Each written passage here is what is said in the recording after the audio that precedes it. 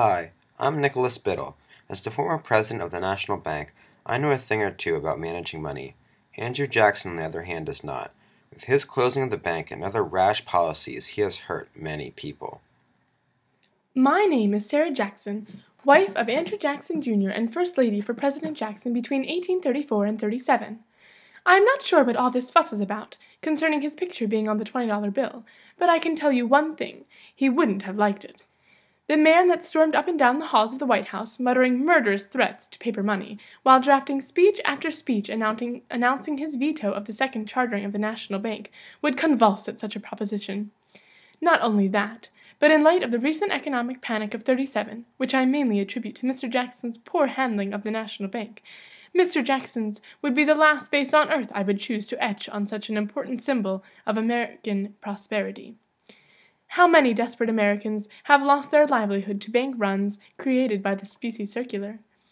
I know not how many. The amount is countless, to be sure. Prosperity is just the opposite of what many Americans are facing due to Mr. Jackson's faulty economic policies. However, who am I to speak? A mere woman who understands these terms only by association. I have benefited greatly from Mr. Jackson's generosity, but I would still object to the painting of his face on the paper bills of our national currency. There is no doubt in my mind that the former People's President, Andrew Jackson, has forever failed his people. Who this nation once thought was a man of brilliant tactics has become the very cause for its economic destruction and depression. He denied from my husband and I, along with many of our fellow settlers and their families, the very opportunity to the promises of the West. He always prided himself to be a self-made man who had started from nothing, encouraging us to do the same. And now he has done it. He inflicted this nation with panic and uncertainty, leaving us nowhere to start or go, and no opportunity to a fair chance at wealth. My husband and I moved our family out west to acquire land, for a chance at improving our welfare. But Jackson's bank war caused land values to drop sharply. Investments seriously declined and hundreds of banks closed. My husband and our small farm was suddenly plunged into debt because of the hard currency policy. We lost all of our land. And now my husband and I are forced to move our family back east to Virginia and hope to find work again. We have lost our independence, our livelihood, our future. It breaks my heart to see the look of complete hopelessness and desperation on my husband's face and in the face of my children.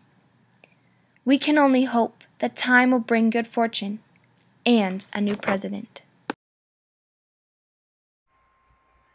I cannot believe that this man who has trampled on the liberties precious to this country is going to be honored by getting his face on the $20 bill. I am Deborah Franklin Duane, wife of William John Duane, Jackson's former Secretary of the Treasury. Would you believe that this corrupt president removed his former Secretary of State, Lewis McLean, from his position, simply because he refused to remove federal deposits from the Bank of the United States to state-chartered banks? My honorable husband was then appointed Secretary of the Treasury, and he too refused to be Jackson's puppet. As a result, Jackson fired him and appointed Roger Taney to the position, someone Jackson could rely on to shove all of his policies through into action. Jackson didn't have the support of the House of Representatives, his cabinet, or of the people, and yet he acted on the edges of the law, defying all the checks on power that our founding fathers so adamantly supported. And this man is to have his face forever adorning the $20 bill? I am left speechless that a man who has walked all over the Bank of the United States and the will of the people would ever be honored in this way. One of the greatest Americans to have ever lived recognized the necessity of a national bank when he proposed it in our country's infancy. Alexander Hamilton's policies helped us pay off our overbearing debt, stabilize our economy, and grow our industries. Instead of enjoying the benefits of these sound policies, men like President Jackson asserted that the institution was unconstitutional and that it created falsified wealth. The only falsehood to be found, though, is in their arguments. If Congress has the right to regulate commerce, how could they possibly perform this duty if the means to do so were denied to them?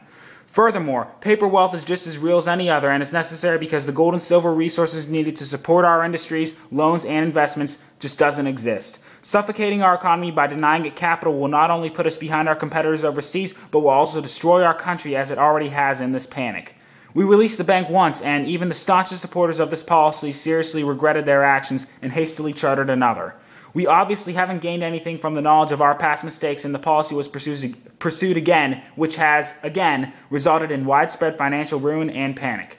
I, Daniel Webster, firmly believe that we need our bank and we need Mr. Biddle, who has done so much good for this nation and her economy, to lead it. I think it is clear that Andrew Jackson does not deserve to be the face of the $20 bill. His bad economic policies hurt many people. I, on the other hand, oppose Jackson at every turn, pushing for more paper currency and the renewal of the national bank. If my policies were implemented, we would have been much better off. If you agree with me on these issues, I urge you to vote for me, Nicholas Biddle, to be on the new $20 bill.